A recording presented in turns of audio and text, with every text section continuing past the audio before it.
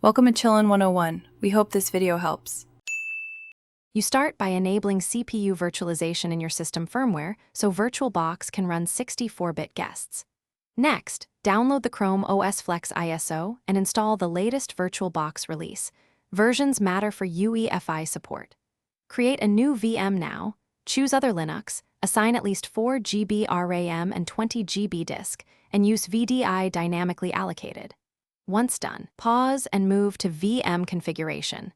This is where the installer will actually boot and need specific firmware and graphics settings. Now you configure the VM for Chrome OS Flex compatibility. In System Settings, enable EFI boot and tick PAE/NX.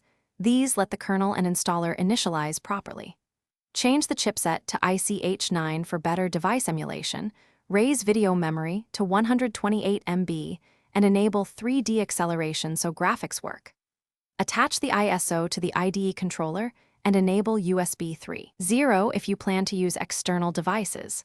Once configured, start the VM and watch the UE. Boot the VM from the attached ISO and pick Try First to verify hardware. When ready, run the installer to write Chrome OS Flex to the virtual disk.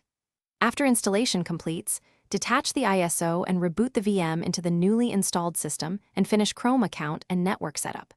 If you encounter boot errors or a black screen, shut down, increase video memory, re-enable EFI and PAE/NX, and confirm 3D acceleration is on. These fixes resolve most common Virtualbox compatibility issues.